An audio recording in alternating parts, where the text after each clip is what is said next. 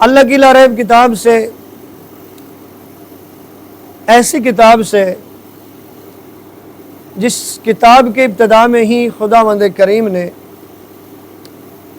یہ بیان فرما دیا، ذالک الکتاب لا ریب فیہ، یہ وہ کتاب ہے جس کتاب میں کسی شک و شبہ کی گنجائش نہیں۔ کتنی عظیم کتاب ہے، کتنی بابرکت کتاب ہے۔ اب کوشش کریں گے، ساؤنڈ نہیں چل رہا لیکن کوئی بات نہیں ہے، اگر توجہ ہوگی تو انشاءاللہ بات کی سمجھ بھی آئے گی، کیونکہ مقصد تو یہ ہے آپ کے کانوں تک آواز پہنچ جائے۔ ہو سکتا ہے کوئی ایسا جملہ ہو جو ہماری زندگی بدل دے، ہو سکتا ہے کوئی ایسی چیز ہو جو ہماری سمجھ میں ہم اپنے آپ کو بدل دیں، کیونکہ قرآن تو اللہ نے بدلنے کے لیے ہی نازل کیا ہے۔ قرآن کا مقصد ہی یہ ہے کہ تمہیں بدل کے رکھ دے، اور اسی لیے ہی ایک عرصہ ہو گیا میں اس چیز کے لیے گزارش کرتا رہتا ہوں کہ کوشش کریں قرآن کی طرف آئیں۔ کس کی طرف آئیں؟ جملہ تھوڑا مشکل ہے لیکن برداشت کر لیجئے گا۔ میں ممبر پہ کھڑے ہو بیٹھ کے ایک بات چیلنج سے کر رہا ہوں، اگر آپ قرآن کی طرف آ جائیں گے نا، جو آپ کو لوگوں سے لطیفے سننے کو ملتے ہیں نا، یہ آپ برداشت نہیں کریں گے۔ میں نے جملہ کہہ دیا ہے، یقیناً آپ تک پہنچ گئے۔ کیوں؟ قرآن علم کا سمندر ہے، اور جس کے پاس علم آ جاتا ہے وہ تو دنیا میں نظر آتا ہے کہ یہ عالم ہے، ایسا ہی ہے، وہ جاہل نہیں ہوتا، وہ عالم ہے، اس کے پاس علم ہے، اور قرآن آپ کو عالم بنانا چاہتا ہے۔ کیا کرنا چاہتا ہے جی؟ بس اتنا ہی آپ نے میرے ساتھ بولنا ہے تو میرے لیے کافی ہو جائے۔ قرآن کیا چاہتا ہے؟ آپ کو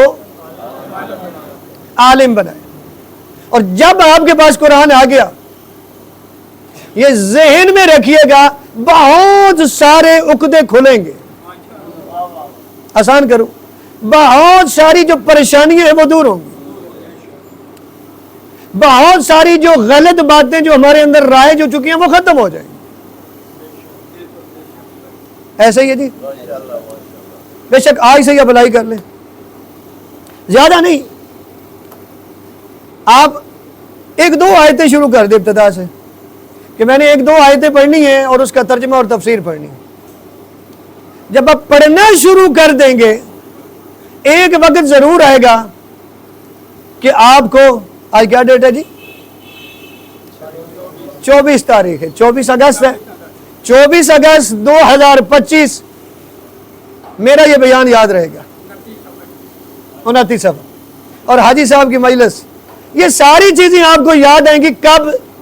جب آپ قرآن پڑھنا شروع کر دیں، ایک وقت ایسا آئے گا،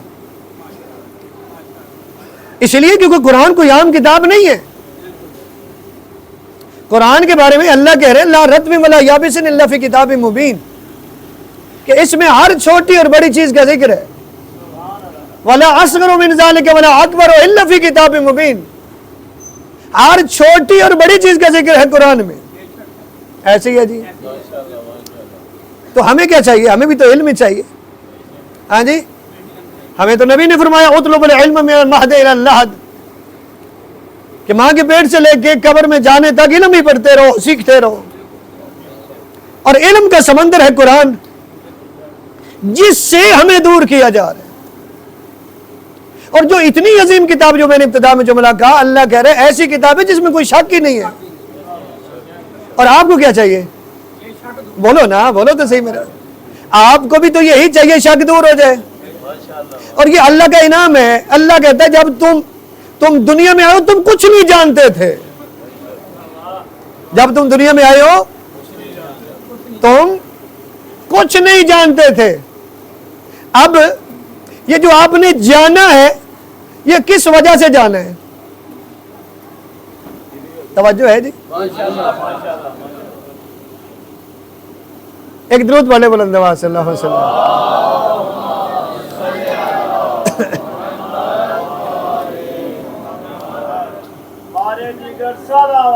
اللہم صلی اللہ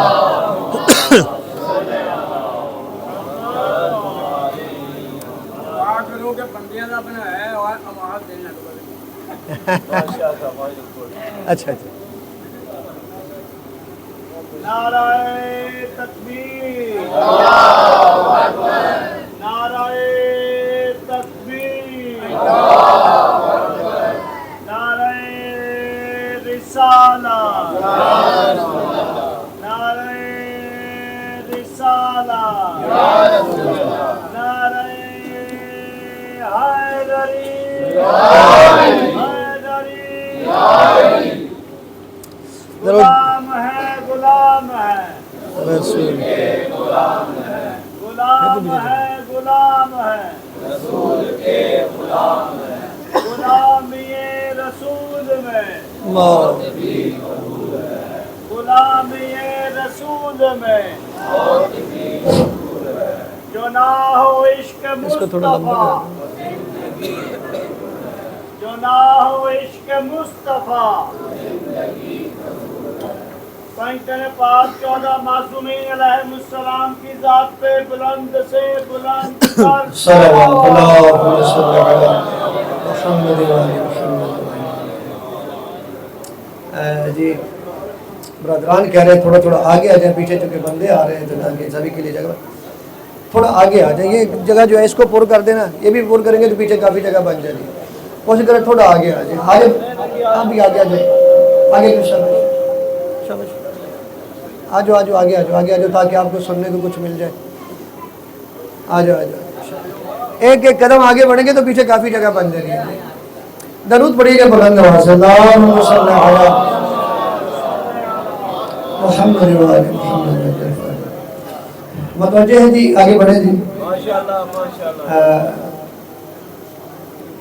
آجائے جی جعفر صاحب، درود پڑھیے بلند آواز سے، اللہم صلی علی محمد و آل محمد۔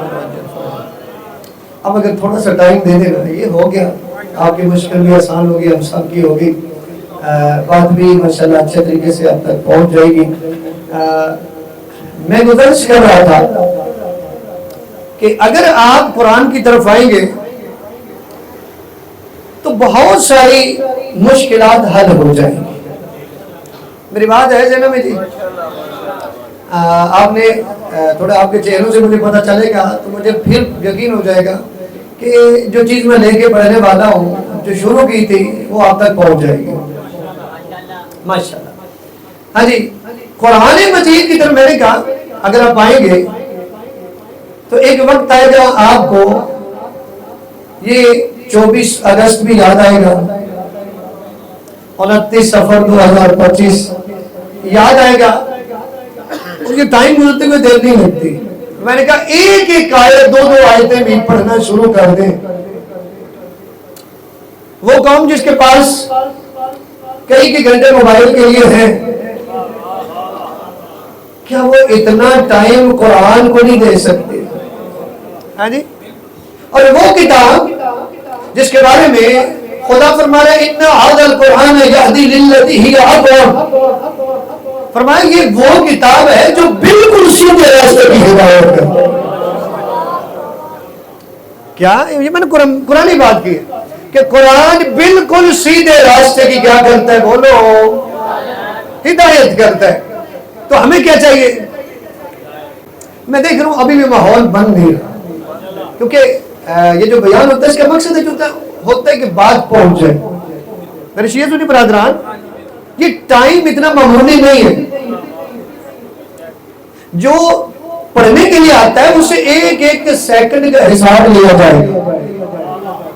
ایسے ہی ہے بھی جو تمہیں بولنا ہے، کیا بولنا ہے؟ اگر بولنا ہے تو کیوں بولنا ہے؟ یہ ساری ذمہ داری ہے۔ اسی لیے میں نے آپ کو ایک سائٹ پہ لگایا جس کا نام ہے قرآن، جو بہترین کتاب ہے۔ اگر آپ اس کی طرف آئیں گے تو جو لوگ لطیفے پڑھتے ہیں ان سے آپ بچ جائیں گے۔ آج میں یہی بتانا چاہتا ہوں، کیونکہ انسان کو اللہ نے دنیا میں بھیجا ہے تو ایسے ہی تو نہیں بھیج دیا، انسان کے اوپر ذمہ داریاں ہیں۔ اللہ کریم تو کچھ نہیں جانتا تھا. جب دنیا میں ہے تو انسان کیا جانتا تھا؟ کچھ بھی نہیں جانتا. یہ انتظام کس نے کیا؟ نہیں سارے نہیں بول رہے. کس نے انتظام کیا؟ اللہ نے انتظام کیا. اور یہ انتظام کچھ انتظام تو تیری فطرت میں کر کے بھیجا,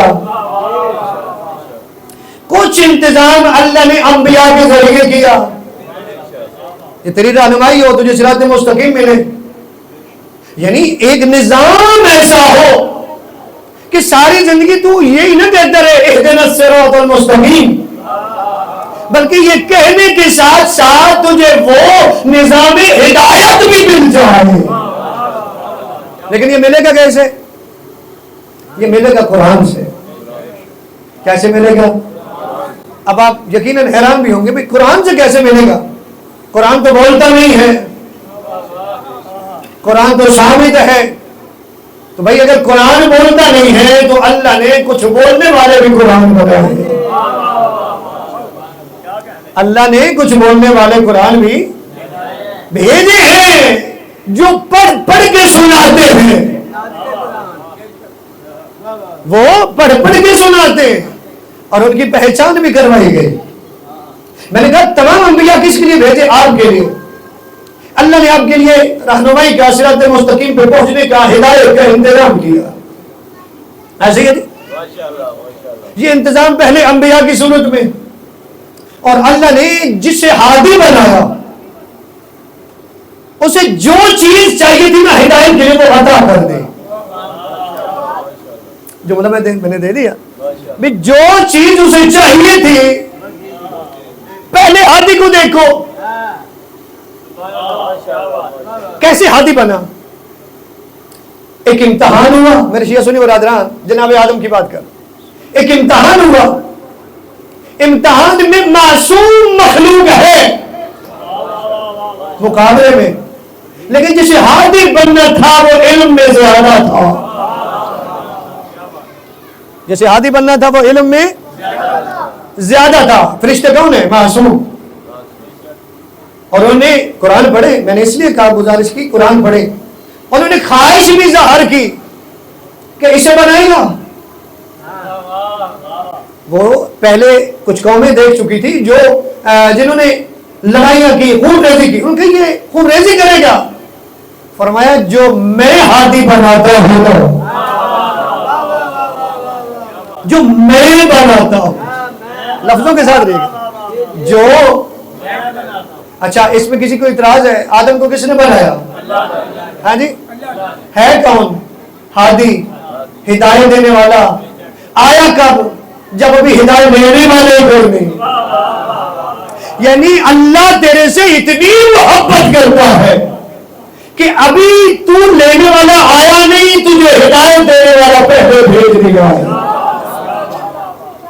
اور پھر آزمائش ہوئی. فرشتے معصوم بھی ہیں لیکن علم میں شکست کھا گئے. کیا کیا؟ شکست کھا گئے. جب شکست کھائے اللہ نے کہا اس کے آگے سجدہ کرو. وہ سجدہ آدم کو نہیں تھا. توجہ ہے, آدم کو سجدہ نہیں تھا. جیسے آپ ابھی نماز پڑھیں گے تو کدھر منہ کریں گے؟ بولے نا سارے بولے قبلہ. آپ قبلہ کو سجدہ کر رہے ہیں. سجدہ اللہ کو ہے, کعبہ سمت ہے, وہ بھی سجدہ اللہ کو تھا, آدم سمت تھے, رخ ادھر کرنا تھا. کیا کرنا تھا؟ سجدہ کرے. ملائکہ نے سجدہ کیا, ایسا ہی ہے. ایک تھا جس نے سجدہ ایسا ہی ہے نہیں کیا. اب یہ جو ویسے تفصیل میں نہیں جا رہا, میں 3 باتیں صرف اس کے اندر دے رہا ہوں. بھائی اس جناب آدم کو ہادی جب بنا کے بھیجا تو 3 چیزیں ہمارے سامنے آئی. پہلی چیز یہ سامنے آئی کہ جو ہادی ہوتا ہے وہ آ کے نہیں بنتا, اللہ بنا کے بھیجتا. آ کے نہیں بنتا. آدم ہادی ہے یا نہیں؟ ہدایت دینے کے لیے بنا کے بھیجا. دوسری چیز, ہادی کے پاس علم اتنا ہونا چاہیے کہ ملائکہ جیسے معصوم بھی سجدہ ہو سکے. توجہ ہے. تیسری چیز ہادی کے لیے یہ ہونی چاہیے جس سے جو ہمیں سبق ملا، جو رہتی دنیا تک ہمیں سبق یاد رہنا چاہیے کہ ملائکہ معصوم تھے، انہوں نے سجدہ کیا، وہ خدا کے مقرب بن گئے۔ توجہ ہے جی؟ وہ کیا بن گئے؟ نہیں، ادھر بہت بلند آواز سے پڑھ لیں، اللہم صلی علی۔ سارے صاحبان تک میری بات پہنچ رہی ہے جی؟ اگر میں ایک لفظ بھی جھوٹ بولوں، مجھے پوچھئے گا، مجھ پہ سوال کرنا آپ کا حق بنتا ہے۔ ملائکہ نے سجدہ کیا، خدا کے مقرب بن گئی یا نہیں؟ اچھا، اگر سجدہ نہ کرتے، میں ایک سوال ہے، اگر نہ کرتے تو پھر بولو، ہاں جی، کیونکہ ہمارے سامنے مثال ہے، ایک تھا جس کے اندر آتش مزاجی تھی، میں جملہ دے جاؤں گا، دیکھوں گا کتنے بندوں تک بات پہنچی ہے، جس کے اندر آتش مزاجی تھی، اللہ نے راندہ درگاہ کر دیا۔ تو یہ بھی تو بات پتہ چلیں گے کہ اللہ کے بنائے ہوئے ہادی کو ماننے، اگر کہیں مزاج میں آتش مزاجی آ گئی تو تلوار سے نکال دیا جائے گا۔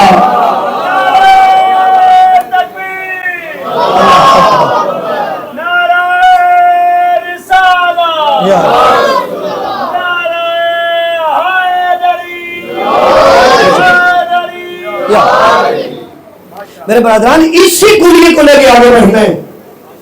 جب ہدایت لینے والے کوئی نہیں تو اللہ نے دیکھا بھی ہادی پہلے ہونا چاہیے، اور قرآن میں اللہ نے یہ فرمایا بھی میں نے کوئی دور ہادی کے بغیر چھوڑے ہی نہیں، اس لیے کہ قیامت والے دن کوئی کھڑا نہ ہو جائے کہے کہ میں تو تھا لیکن مجھے کیا پتا چلتا کوئی ہدایت دینے والا نہیں تھا۔ اب اللہ یہ عذر کیسے لے سکتا ہے؟ نہیں لے سکتا۔ اس لیے ہر دور میں یہ بات یاد رکھنے میں ایک نتیجے تک لے کے جا رہا ہوں، ہر دور میں اللہ نے اہتمام کیا ہدایت کا۔ میرے شیعہ سنی برادران، کبھی یہ ہدایت کا اہتمام کیا کس کی صورت میں؟ نوح کی صورت میں، ایسے ہی ہے، ہاں جی، جب دنیا نے طوفان بدتمیزی اٹھایا تو اللہ نے نوح کی صورت میں اس طوفان کا دور بھیجا، ایسے ہی ہے جی۔ جب نمرودیت نے فساد اٹھایا تو خلیل کو بردم و سلامن کا اعزاز لے کے بھیج دیا۔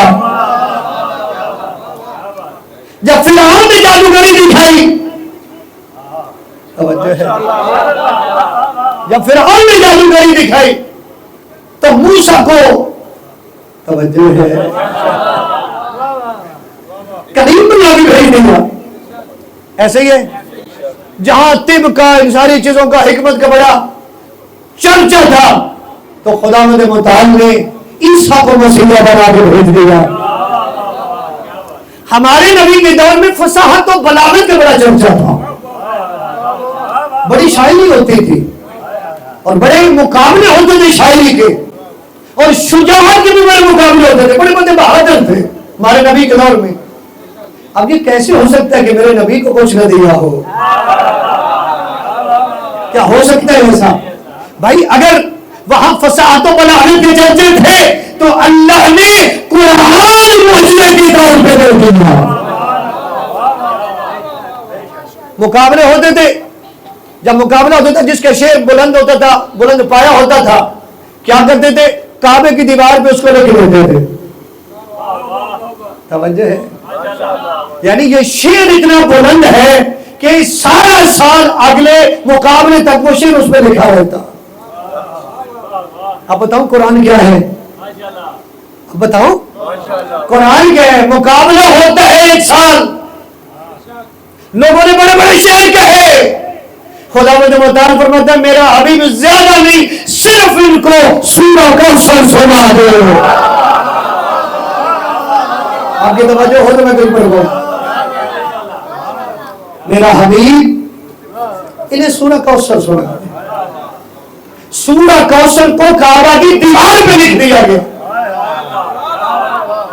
پھر کسی کی جرت نہیں ہوئی کہ اس کے مقابلے میں کوئی شعر کہہ سکے۔ یہی میرا عنوانی پہ دام گنی، یہی سورہ بھی پڑھی ہے جو بہت ہی مختصر سورہ ہے، سوچے گا جس مختصر صورت میں اتنا حل موجود ہے، پورے قرآن میں کیا ہوگا؟ ابھی ہدایت کی بات ہوئی، اللہ نے چونکہ آپ سے محبت کرتا ہے ہر دور میں اہتمام کیا. اب نبی اعظم تک تو اہتمام کیا اللہ نے. دنیا آگے ختم ہو گئی. یہ آپ جو ہے بیٹھے ہیں نا، آپ کے آگے بچے ہوں گے، اللہ آپ کی نسلوں کو آباد رکھے، قیامت تک لوگ آئیں گے.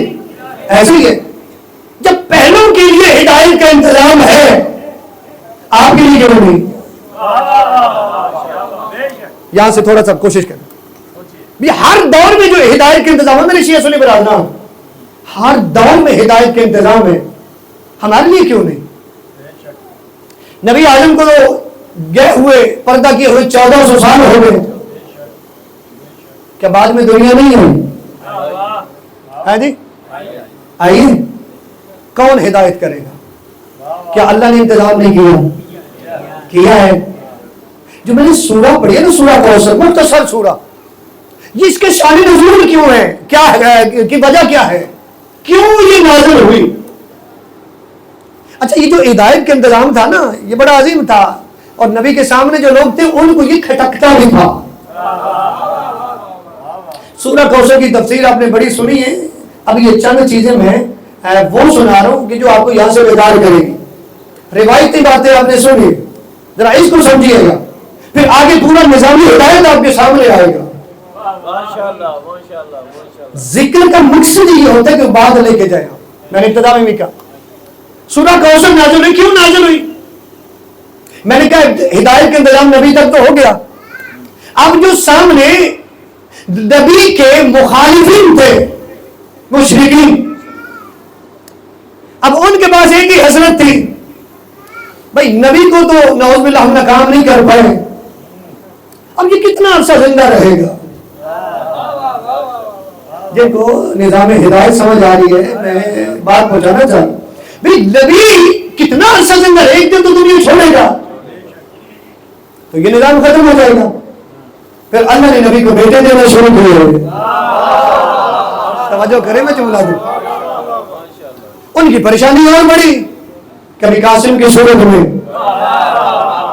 ایسے ہی ہے، یعنی بیٹے دینے شروع کیے. لیکن یہ خدا کا چونکہ طریقہ کار ہے، یعنی مختلف طریقوں سے آزمائدہ بھی ہے. اللہ نے نبی کے سارے بیٹے لے لیے. کیا کر دیا؟ اب مجھے یہ بتاؤ کہ دشمن جو ہوتا ہے وہ کتنا خوش ہوتا ہے جب اس کے دشمن کا ظاہراً دنیاوی کوئی نقصان ہو جائے. بڑا خوش ہوتا ہے جی. ایسے ہی اب نبی اعظم کے جب بیٹے دنیا سے چلے گئے تو مختلف روایتیں ہیں کہ جو دشمنان تھے، کبھی کوئی دشمن دوڑتا ہوا آتا ہے، مبارک ہو محمد لا ولد ہو گئے.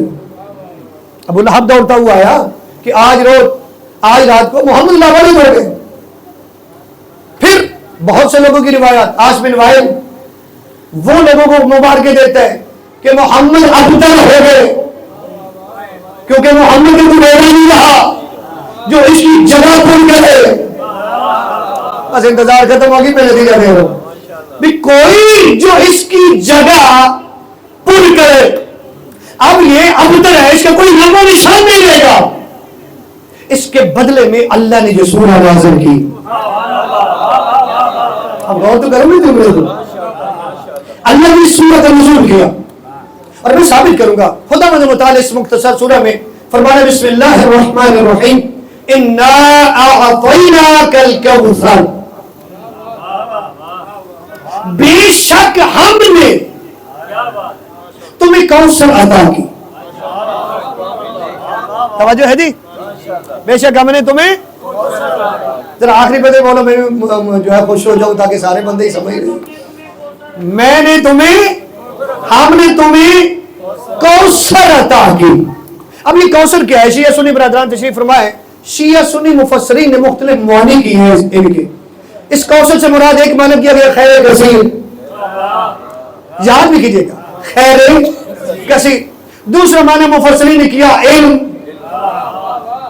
تیسرا معنی کیا اولاد. چوتھا معنی کیا جنت کی نہر، لیکن اگر غور کریں گے تو سارے معنی اسی میں ہیں۔ اللہ نے خیر کثیر بھی عطا کی، علم بھی عطا کیا، اولاد بھی اور حوض کوثر کا مالک بھی بتا دیا۔ یہ سارے معنی ہیں، لیکن اولین مصداق کیا ہے؟ توجہ ہے؟ اولین مصداق سمجھ آئے گی جب آخری آیت سمجھ آئے گی۔ خدا فرماتا انا اعطیناک الکوثر، بے شک ہم نے تمہیں کوثر عطا کی، فصلی لربک وانحر، تم اپنے خدا کے لیے نماز پڑھو، قربانی دو۔ عطا ہوا ہے نا، عطا جب ہوتا ہے تو شکر تو ہوتا ہے نا، تو شکر نماز سے قربانی سے بڑھ کے کیسا ہو سکتا ہے؟ اللہ کے لیے قربانی دو، نماز پڑھو۔ ان شانئک هو الابتر، بے شک تیرا دشمن ابتر ہے۔ اچھا، اس آخری آیت نے پہلی آیت کا معنی واضح کر دیا۔ اگر اس سے مراد صرف علم ہو، اس سے مراد صرف جنت کی نہر ہو، تو پھر اس کا کیا مطلب ہے تیرا دشمن ابتر رہے گا، بے نام اور بے نشان رہے گا؟ اس کا کیا مطلب ہے؟ اس ابتر نے ہمیں بتایا، اس کا مطلب یہ ہے کہ جو اللہ نے کہا انا اعطیناک الکوثر، کہ بے شک ہم نے تمہیں کوثر عطا کی، اس سے مراد یہ ہے کہ مفسرین شیعہ سننے میں نے کہا کہ اس سے مراد یہ ہے کہ اللہ نے کہا کہ بے شک ہم نے تمہیں اولاد کثیر عطا کی ہے۔ محمد والا بیت محمد بلند سلام اللہم صلی اللہ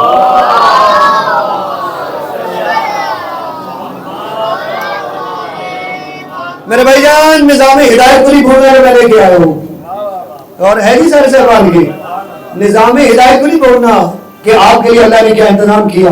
مسئلہ جہاں بڑے بہان میں بات کر لوں، بھی نبی کے بعد ہمیں لگ رہا ہے کہ مسئلہ ہے، وہ حل کیسے ہوگا؟ قرآن حل کرے گا۔ وہ کون حل کرے گا؟ ایک درود پڑھ گیا بلند آواز سے اللہ۔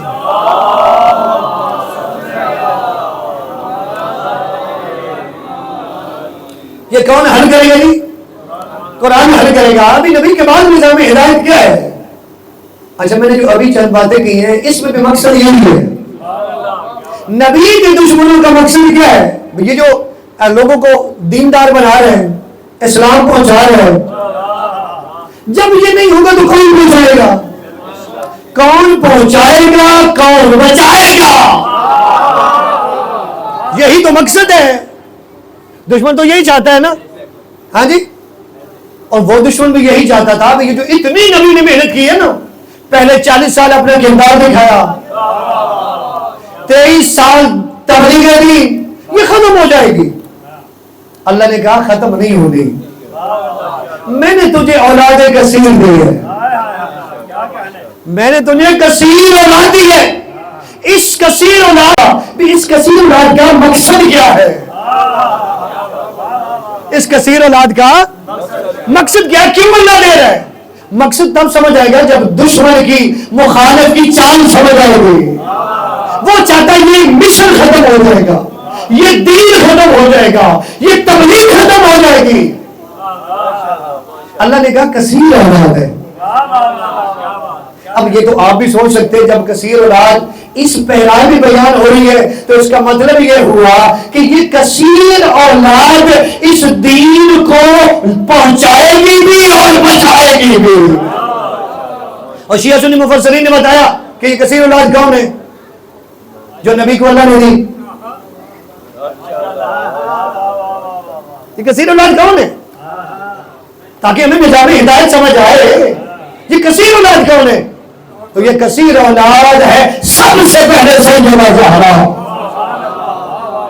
پاک بی بی سیدہ کی ذات پہ بلند سے بلند تر صلوات۔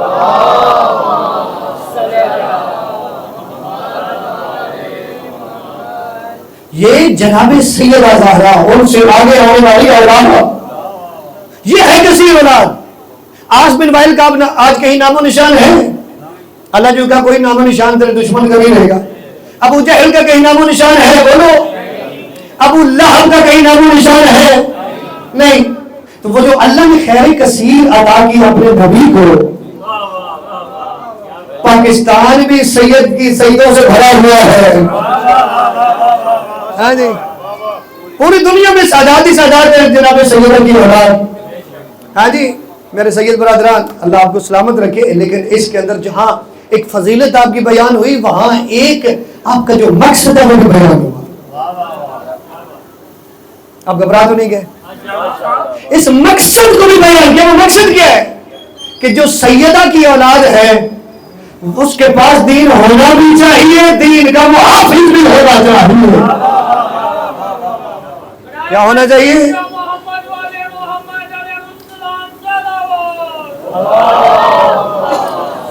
ایسے ہی ہے جی. یعنی اس کا مطلب ہے جہاں ہم سب نے دین سیکھنے اور دین کے لیے کام کرنے وہاں پہلی ڈیوٹی سید کی آ گئی. ایسے ہی ہے جی. وہ اس نے یہ بڑی ذمہ داری کو ادا کرنا ہے.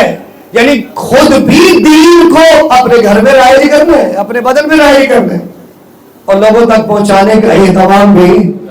کیوں؟ سیدہ کی اولاد پھیلا دی اللہ نے. ایسے ہی ہے. اور سیدہ کی اولاد میں جو سب سے پہلے آیا وہ کون ہے؟ جب یہ سمجھ آئے پھر آپ کو پتا چلے گا کہ امام حسن کا مقام کیا ہے. سورہ کوثر کی تفسیر جہاں جناب سیدہ ہے وہاں حسن و حسین بھی تفسیر ہے. وہاں حسن و حسین بھی تفسیر ہے. پھر پتہ چلے نظام ہدایت کیا ہے. یعنی اس آیت کی روح سے سورہ کی روح سے مجھے پتہ چلا کہ وہ جو نظام ہدایت تھا وہ اللہ نے منتقل کیا ہے سیدہ اور اس کی اولاد میں. اب یہ حقیقی دین ملے گا کہاں سے؟ کیا نبی اعظم نے احادیث کی صورت میں نہیں بیان کیا؟ نبی اعظم نے فرمایا انی تارک فیکم الثقلین. توجہ ہے کیا بنا گئے ہم بھائی. ہمارے لیے تو کلیت ہے. میں رات بھی گزارش کر رہا تھا اللہ قرآن میں کہہ رہے قل ان کنتم تحبون اللہ فاتبعونی یحببکم اللہ یغفر لکم ذنوبکم. پروردگار فرما رہے کہ یہ لوگ اے میرا حبیب یہ کہتے ہیں کہ ہم اللہ سے محبت کرتے ہیں. خدا فرما رہے میرا حبیب انہیں کہو کہ یہ تیری اتباع کریں, یہ تیری اتباع کریں. اگر تیری اتباع کریں گے تو پھر ہوگا کیا؟ یہ ہمیں کو بننا. پھر انہیں محبت کی ضرورت نہیں, اللہ ان سے محبت کرے گا. پھر کیا کرے گا؟ اللہ ان سے. یعنی اس کا مطلب ہے اگر اللہ کی محبت چاہیے تو نبی کے پیچھے پیچھے چلنا, نبی کی اتباع کرنی. ہر کام میں مرکز و محور نبی ہوگا. نبی بتائیں گے. اگر نظام ہدایت میرے تک تھا تو آگے کون ہے؟ اور نبی نے بتایا. یہ وصیت ہے نبی کی انی تارک فیکم الثقلین کتاب اللہ باہت رضی اللہ عنہ تھی. فرمایا میں دو چیزیں چھوڑ کے جا رہا ہوں, ایک قرآن ہے دوسری میری اتنا تحریرات ہے. سمجھ آ رہی بات کی؟ اور یہ جو میں حدیث سنا رہا ہوں یہ کثرت کے ساتھ صحابی ہے جنہوں نے جو ہے روایت کی تواتر کے ساتھ ہے. شیعہ سنی ماخذ سبھی میں موجود ہے کہ نبی نے فرمایا میں دو چیزیں چھوڑ کے جا رہا ہوں, ایک قرآن ہے, نہیں سارے نہیں بول رہے, دوسری میری اہل بیت. اب ابتدا والا جملہ اس کو ملاتے ہیں. میں نے کہا قرآن پڑھنا ہے. اب یہ میرا جملہ نہیں ہے, نبی کا جملہ ہے, نبی کی وصیت ہے. قرآن سے تمسک رکھنا ہے. لیکن قرآن سے تمسک رکھنے کے لیے اللہ کے نبی نے کلیہ بتایا کہ قرآن اتنا بھی آسان نہیں. جب اللہ نے قرآن بھیجا ہے تو مجھے مبلغ بنا کے بھیجا ہے. جملہ دینے لگا, جملہ دینے لگا. جب اللہ نے قرآن نازل کیا میرے قلب پہ نازل کیا کہ لوگ کو ایسے نہیں سمجھ آئے گی میرا حبیب تو پڑھ کے سنا سمجھا, اب میں جا رہا ہوں یہ قرآن ایسے سمجھ نہیں آئے گا. قرآن کو پکڑو لیکن اس کے ساتھ اہل بیت اس کے مبلغ کا ہے. یہ بتائیں گے قرآن کیا کہتا ہے, یہ بتائیں گے. اور اہل بیت نے بتایا, جگہ جگہ میں بتایا. میں فضائل کا جملہ اکثر یہ گزارش کرتا ہوں, یہ امام حسین علیہ السلام کا سر جو لوگ نیزے پر قرآن پڑھتا ہے، فضائل پڑھو، ایک جملہ دے رہا ہوں، یہ کیا اس میں وجہ کیا ہے؟ امام حسین علیہ السلام کا سر پڑھ رہا لوگ نیزے پر قرآن، اگر کوئی تو وجہ ہوگی نا۔ امام نے بتایا یہ سر اور بدن کا تعلق آپ توڑ سکتے ہیں، قرآن کو ہم سے جدا نہیں کر سکتے۔ قرآن کو ہم سے جدا، قرآن پڑھ کے دنیا کو بتایا، اور رسول خدا کی حدیث نہیں، القرآن مع علی و علی مع القرآن، قرآن علی کے ساتھ ہے، علی قرآن کے ساتھ ہے۔ جدھر علی ہوگا علی کو دیکھیں کیونکہ قرآن ادھر ہے۔ الحق مع علی و علی مع الحق، جدھر علی ہوگا اس کو دیکھنا، حق ادھر ہوگا، اس کے مخالف کی طرف حق نہیں ہوگا۔ اور مولا علی علیہ السلام نہج البلاغہ میں فرماتے ہیں ہم عظمت الحق، مسئلہ حل ہونے لگے، ہم عظمت الحق، فرمایا کہ ہم حق کی مہارے ہیں۔ بزرگوں دعا دیجیے گا، ہم حق، نہج البلاغہ کے جملہ، ہم حق کی، اچھا جی جتنے بزرگان نے میری مدد کرنا، مہار کیا ہوتی ہے؟ میں دین سمجھا رہا ہوں، دین سمجھا رہا ہوں، حق سمجھا رہا ہوں۔ مہار کیا ہوتی ہے؟ یہ بچے جو بیٹھے ہیں ان کو سمجھ آ جائے۔ ہاں، یہ جو اونٹ کے نکیل ڈالے جاتے ہیں نا، تو رسی ہوتی ہے، وہ مہار ہوتی ہے۔ اب یہ مہار آپ نے کبھی آزمایا ہوگا، یہ اونٹ کی مہار بچہ بھی پکڑ لے اونٹ پیچھے چلتا ہے، کوئی بھی پکڑ لے۔ یہ اونٹ ایسا جانور ہوتا ہے اگر نکیل ڈال دی جائے، وہ ہار پکڑ لی جائے تو یہ پیچھے پیچھے چلتا ہے۔ کیا کرتا ہے؟ یہ بھی نہیں دیکھتا کون ہے، مہار پکڑو پیچھے چلتا ہے۔ امام فرما رہے مولا علی نہج البلاغہ میں فرما رہے ہم عظمت الحق، ہم حق کی مہارے ہیں۔ اور یہ نہیں کہا کہ صرف میں، فرمایا ہم سارے کے سارے حق کی مہارے ہیں، یعنی جدھر ہم جائیں گے حق ادھر پہ آ جائے۔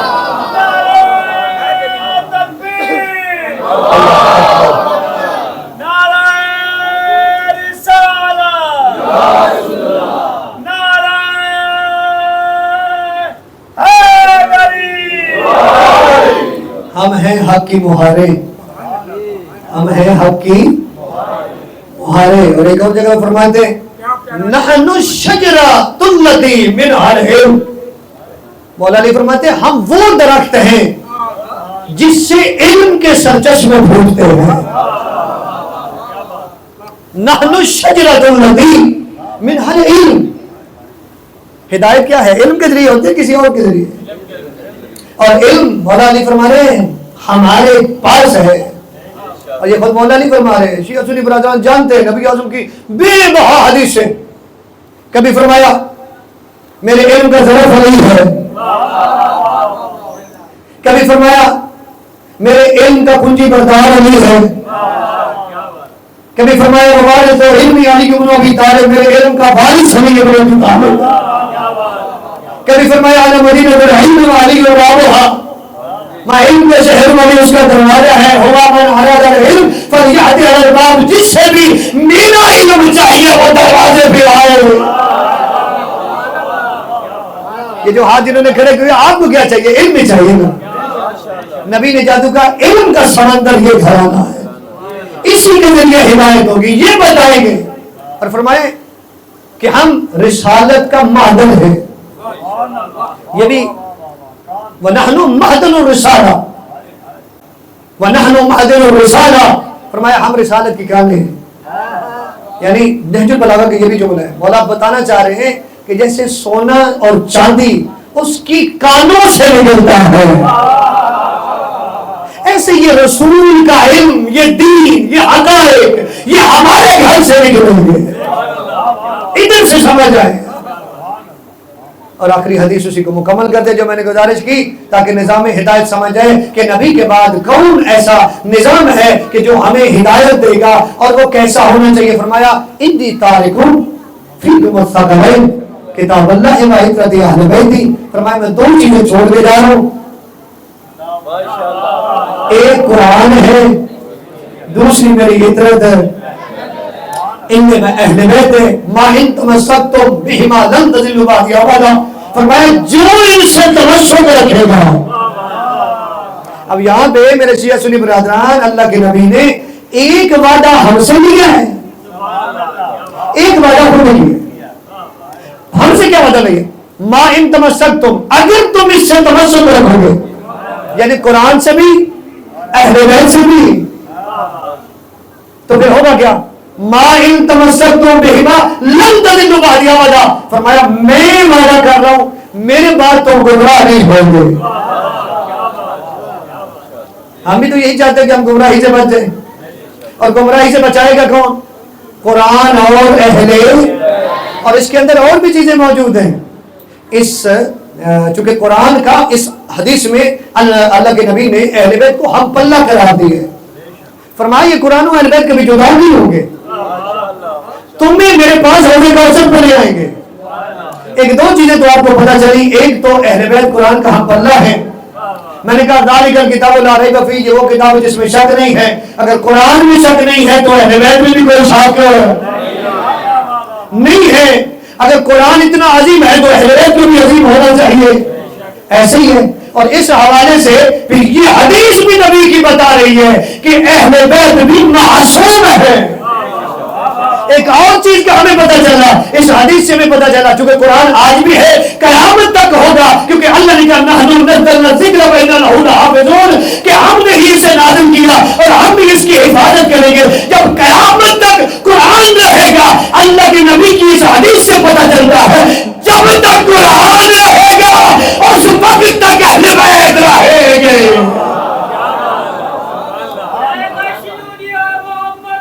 سارے جب تک قرآن ہے، جب تک قرآن ہے اس وقت تک. جب یہ حدیث اس پیرائے میں سمجھ آئے گی تو میرا بھائی کوئی بندہ امام زمانہ کا انکار نہیں کر سکتا. اس لیے جب حدیث کہہ رہی ہے قرآن اور اہل بیت اکٹھے چلیں گے، جدا نہیں ہوں گے، حوض کوثر تک آئیں گے اکٹھے، تمہیں لے کے آئیں گے. تو پھر اگر قرآن ہے تو قرآن کو اہل بیت کا کوئی فرد ہونا چاہیے، ہونا چاہیے. اور وہ جو ہونا چاہیے وہ بیٹھا پڑتا غیبت میں، جس کے بارے میں نبی فرما رہے من مات ولم یعرف امام زمانہ فقد مات میتۃ جاہلیہ. فرمایا جو بندہ اپنے زمانے کے امام کی پہچان نہ کرے، فرمایا وہ جاہلیت کی موت مرا. اور قرآن کہہ رہے یوم ندعو کل اناس بامامہم، سورہ بنی اسرائیل. خدا فرما رہے کہ اس دن کو یاد کرو جب ہر انسان کو بلایا جائے گا اس کے امام کے ساتھ. اس کا مطلب ہے امامت قرآنی عقیدہ ہے، اور امامت ہی نظام ہدایت ہے نبی کے بعد. اور شیعہ سنی برادران کی کتابوں میں یہ بات موجود ہے کہ نبی اعظم نے فرمایا میرے بعد 12 امیر ہوں گے.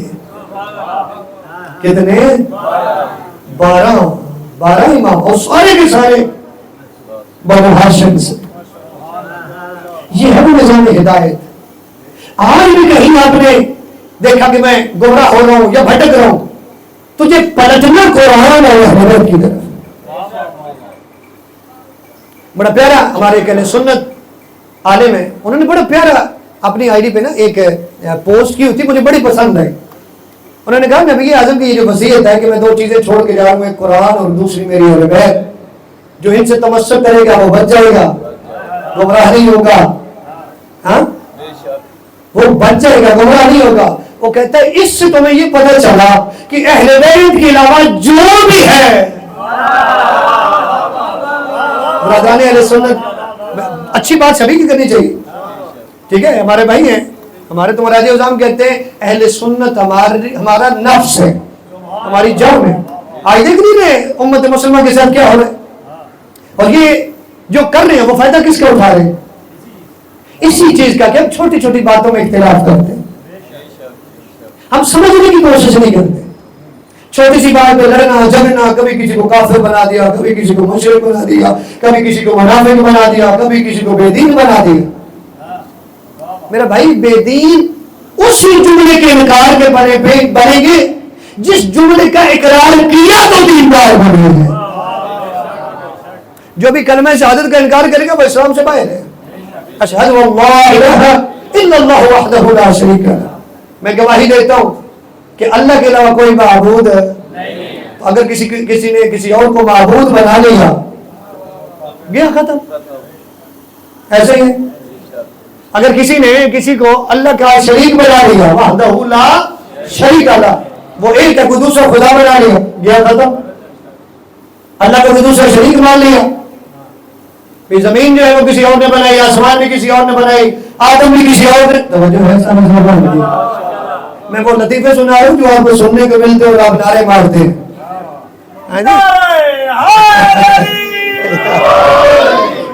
کیونکہ قرآن و اہل بیت کی طرف آؤ.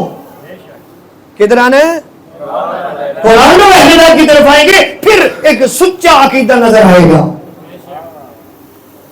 کیونکہ مقصد تو یہ ہے. کیا جی؟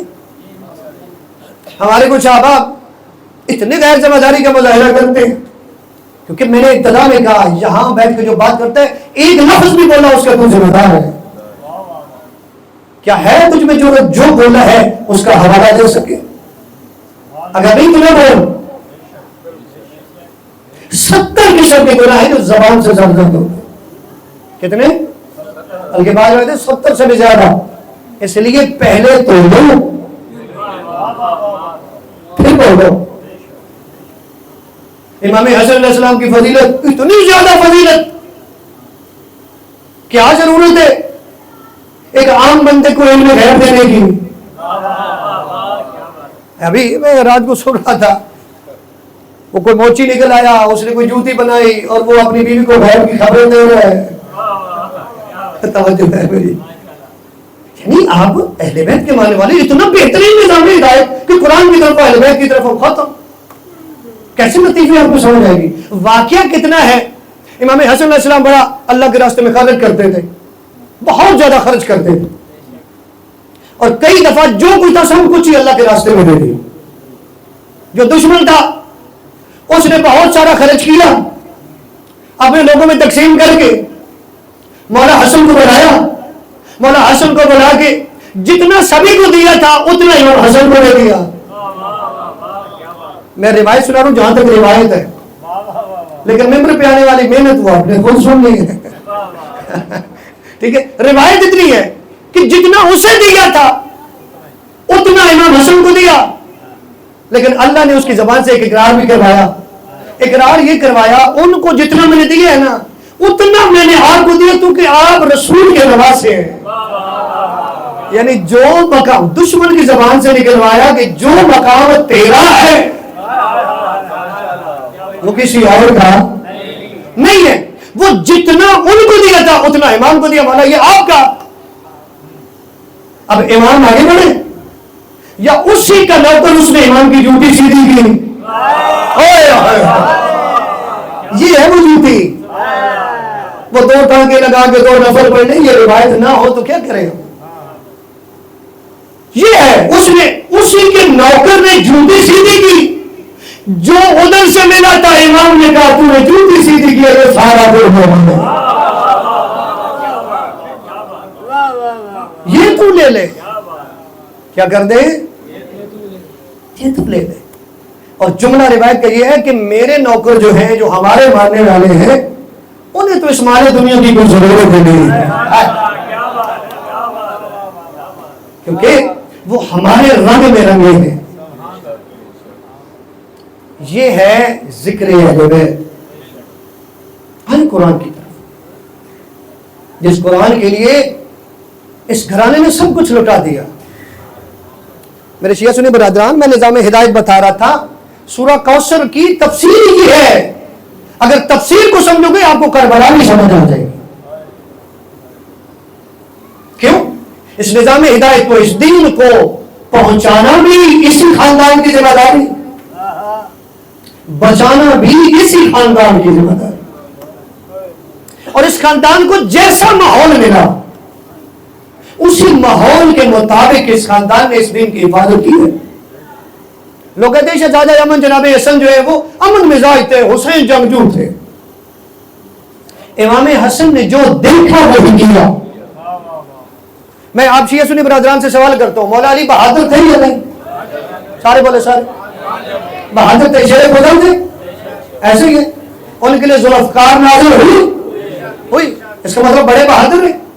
خیبر فتح کیا، احد کے مرد میدان، خندق فتح کیا. نبی نے فرمایا بارز الایمان کلہ الی الکفر کلہ. آج کل کا کل ایمان کل کفر کے مقابلے میں جا رہے ہیں. بہادری کی کوئی حد ہے؟ لیکن مجھے یہ جو زندگی گزاری نبی نے مکہ میں، علی صاحب تھے یا نہیں؟ کیسی زندگی گزاری؟ کیا پشتوں پہ پشتے لگا دے مولا علی نے؟ کیونکہ اس وقت دین ڈیمانڈ جو کرتا تھا، نبی نے بھی وہی کیا، علی نے بھی وہی کیا. پھر جب علی میں آگے 25 سال علی کی خاموشی. پھر جو علی نے مکے میں کیا نبی کے ساتھ مل کے، وہی حسن مولا نے کیا اپنے باپ علی کے ساتھ مل کر. اس پیرائے میں سمجھے. اور پھر کہتے ہیں، اور مولا علی علیہ السلام جب ظاہری خلافت آئی ہے، جنگیں بھی کی، سب سے آگے حسن کو رکھا. یہ جنگ صفین جو ہوئی 3 دن میں بصرہ والوں کو تیار کیا ہے انہوں نے حسن نے، جہاں سے کوئی آنے کے لیے تیار نہیں تھا. اور سب سے بڑا جو لشکر صفین میں آیا وہ بصرہ سے آیا، اور وہ امام حسن کی حکمت عملی کی وجہ سے، جو 3 دن وہاں پہ گزارے. جو سوال کرنے کے لیے آتا ہے، حسن بیٹا تو بتا دے، بے شک تاریخ پڑھے. جو بھی آتا ہے مولا یہ سوال اس کا جواب نہیں آ رہا، امام فرماتے حسن بیٹا تو بتا دے. دنیا کو بتایا کہ میں ہی عالم نہیں، میرا بیٹا حسن بھی عالم ہے. تو امام نے اپنے باپ کے ساتھ جیسے زندگی گزاری، اب امام حسن کو جو موقع ملا، جیسا ماحول ملا. میں نے کہا نا، لوگ کہتے کہ امام حسین جنگجو تھے، حسن امن مزاج تھے. یاد رکھیں میں نے جو ابھی بات کی نا ظاہری خلافت مولا علی کی، خود مولا حسن لشکر میں سالار ہوتے تھے، جنگجو تھے، اور کتنے بڑے بہادر تھے. علماء کہتے ہیں سرکار عباس کو شجاعت کے ہنر سکھانے والا حسن مولا.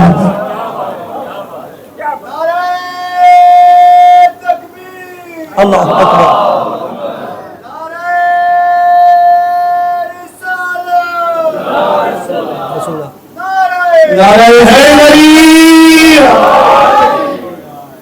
یعنی دشمنان نے پردہ ڈالنے کی کوشش کی. یہ سارے نبی نے نہیں کہا اولنا محمد و اوسطنا محمد و آخرنا محمد و کلنا محمد، ہمارا پہلا بھی محمد، ہمارا آخری بھی محمد، ہمارا درمیان والا بھی محمد، ہم سارے کے سارے کیا ہے کردار کے حوالے سے ہم سارے محمد ہیں. ہم کون ہیں؟ تو جس محمد کو جیسا موقع ملا اسی میں بتانے کی دین اہمیت رکھتا ہے، دین پہنچایا، دین کی حفاظت کی. بس وہ جملہ دیکھے ضابطے ختم. بھی حسین جنگجو تھے، حسن امن مزاج تھے. مجھے یہ بتائیں کہ جو امام حسن علیہ السلام نے امن میں دن گزارے ہیں، حسین کدھر تھے؟ کوئی تو ساتھ تھے. امام نے جو کام کیا تائید کیا ہے حسین نے، کیونکہ امام حسین جانتے تھے کہ اس دور کی ضرورت یہ ہے. اور پھر امام حسن علیہ السلام کا وہ کردار جو ہے اس نے اثر کتنا کیا کہ بہت سارے چہرے جو چھپے ہوئے تھے ان کے چہروں سے نقاب اٹھا ہے حسن مولا نے. یہ سب سے بڑا کام کیا. آج بھی ان کے فالوور بڑی کوشش کرتے ہیں ان کو منوانے کی، لیکن کیا کریں، امام حسن مولا کے یہ تدبر اور نور امامت سے لکھی ہوئی وہ سلح و نامہ وہ آڑے آ جاتا ہے. ایسا ہی ہے. بہت سارے لوگ، یہ امام حسن کا کارنامہ ہے، یہ ذہن میں رکھیے گا. اور یاد رکھیے یہ جو مذہب حق کا آپ تک پہنچا ہے اس کے پیچھے بھی محنت ہے حسن مولا کی. ایک جملہ دوں، علماء کی تحقیق ہے، وہ کہتے ہیں یہ کربلا میں جو حسین کو اتنے عظیم لوگ میرے اندر ساتھی ملے، یہ امام حسن والا کی محنت سے ملے. یہ کربلا کا جو قیام ہے، قیام امام حسین علیہ السلام، اس کے پیچھے بھی محنت ہے حسن ابن علی کی. یہ دونوں بیٹے ایک جیسے ہیں. نبی نے فرمایا الحسن والحسین امامان قام و قاعدہ. فرمایا یہ میرے دونوں بیٹے امام ہیں. نبی کی حدیث ہے، میرے دونوں بیٹے یہ امام ہیں، چاہے یہ جنگ لڑے چاہے یہ امن میں ہو. اور فرماتے ہیں روایت میں کہ یہاں تک حسن مولا نبی کی شکل جیسے تھے. حسن مولا یہاں تک نبی جیسے تھے. اس سے نیچے حسین مولا نبی جیسے تھے. یعنی اس کا مطلب ہوا اگر دونوں بیٹوں نبی کے جو دو بیٹے ہیں ان کی شکل کو ملایا جائے تو نبی کی شکل بنتی ہے. اور اس کی بھی ایک وجہ تھی، یہ بتانا مقصود تھا کہ امام کا جو ہاتھوں سے عمل ہو رہا ہے حسن مولا کا، یہ حسن مولا کا عمل نہیں ہے، دراصل محمد کا عمل ہے. اور یہ جو امام حسین علیہ السلام اپنے قدموں سے چل کے قیام کے لیے جا رہے ہیں، یہ حسین نہیں خود نبی چل کے جا رہے ہیں. اس کو سمجھنے کی کوشش کرے. یہ گھرانہ اس کی محنت کو دیکھے. اگر آج ہم دیندار ہیں تو انہی کی وجہ سے، وگرنہ کوئی اپنا گھر پر لوٹا دیتا ہے. جان تو پیاری ہوتی ہے. جب نانا نے بتا دیا کربلا میں حسین شہید ہو جائے گا، جان پیاری تھی، بچا دیتے، لیکن جان نہیں بچائی، آپ کو بچا دیا ہے. آج آپ دیندار ہیں تو انہی کے صدقے میں، اگر آج کلمہ پڑھتے ہیں تو انہی کے صدقے میں. یزید تو جب ان کے دربار میں، آج تو یزید کو منوانے کی کوشش کی جا رہی ہے. اہل سنت لڑکا جب اس کے دربار میں بیویاں آئی تو اس نے شعر پڑھے فخر انداز میں، جن شعروں کا مفہوم یہ ہے کہ کاش آج میرے بدر والے بزرگ ہوتے. یہ بدر میں کون تھے؟ کافر. یہ کون تھے؟ یعنی اس کا مطلب ہے یہ کافروں کا بدلہ لے رہا ہے رسول کی اولاد سے. تو اندر کا کون ہے پھر؟ اندر کا کافر ہے جسے آج منوانے کی کوشش کی جا رہی. اس حقیقت کو سمجھیں، اس نظام ہدایت کو سمجھیں. اور وہ ہستیاں جس نبی کا ہم کلمہ پڑھتے ہیں، اسی حسن مولا کے بارے میں فرماتے ہیں یہ میرا بیٹا جوانان جنت کا سردار ہے. فرمایا یہ میرا بیٹا ہے، میری اولاد ہے، جو اس کی اتباع کرے گا میں اس سے راضی ہوں، جو اس کی اطاعت کرے گا میں اس سے راضی ہوں. اور پھر مصیبت کا جملہ کہا، اس کی طرف دیکھ کر فرمایا جب میں حسن کی طرف دیکھتا ہوں تو اس پر آنے والی وہ مجھے مصیبت یاد آتی ہے، جو اتنی بڑی مصیبت ہے کہ جس مصیبت کی وجہ سے کہ آسمان کے فرشتے اس میں روئیں گے. وہ اتنی بڑی مصیبت ہے کہ آسمان کی ہواؤں میں یہ جو پرندے ہیں، یہ پرندے حسن کو روئیں گے. ابو بکر عباس اس کے راوی ہیں. فرمایا یہ وہ میرا بیٹا ہے کہ اس کی اتنی بڑی مصیبت ہوگی کہ دریاؤں کے اندر مچھلیاں جو ہیں وہ بھی اس کے لیے روئیں گی. اور شیعہ سنی برادران، آپ کے لیے اجر بھی نبی اعظم نے بیان کیا. نبی اعظم فرماتے ہیں کہ جو میرے اس حسن بیٹے کے لیے روئے گا اس کی آنکھوں میں آنسو آئیں گے. نبی فرماتے ہیں قیامت والے دن بہت ساری آنکھیں نبینا ہو جائیں گی. جو میرے حسن بیٹے کو رویا ہوگا اس کی آنکھیں نبینا ہوں گی. پھر فرماتے ہیں جو میرے حسن بیٹے کے لیے غمگین ہوگا، جب قیامت والے دن بہت ساری آنکھیں غمگین ہوں گی، میرے حسن کو رونے والے کی آنکھیں غمگین نہیں ہوں گی. اب اگلا جملہ مشکل ہے. فرماتے ہیں کہ جو میرے حسن بیٹے کے قبر کی زیارت کرے گا وہ پورے صراط سے آسانی سے گزر جائے گا. اب انتظار کرتا میں نے یہ حدیث پڑھ لی، آپ نے سن لی. میں کہتا ہوں مولا، روتی آپ اسے مل کے کہتے ہیں مولا اللہ کے نبی آپ نے کہا جو میرے حسن بیٹے کی قبر کی زیارت کرے گا اور وہ قوم حوض کوثر میں پہنچے گا وہ پورے صراط سے آسانی سے گزر جائے گا. مولا ہم کیا کریں؟ اللہ کے نبی ہم کیا کریں؟ ہم تو تیرے بیٹے کی قبر کی زیارت کرنا چاہتے ہیں، لیکن کیا کریں؟ جیسے تیرا بیٹا حسن غریب ہے ایسے تیرے بیٹے کی قبر بھی غریب ہے. تیرے بیٹے کی قبر پہ نہ کوئی سلام کرنے دیتا، اگر تیرے بیٹی کی قبر پہ نہ کوئی زیارت کرنے دیتا، اگر اندر بیٹی کی قبر ویران پڑی ہے، مانتے ہیں حسین غریب ہے، لیکن 20 سفر کو آپ نے دیکھا، کروڑوں لوگ نے جو حسین کے ظاہر تھے، کروڑوں لوگ نے جو زیارت پڑھ رہے تھے، اور ہونے والا جو غریب تھا اس کا حال یہ آج دیکھ، اور جسے امیر کہتے ہو اور ہونے والا اس کی قبر بھی غریب. الا لعنت اللہ على القوم الظالمين وسيعلم الذين ظلموا أي منقلب ينقلبون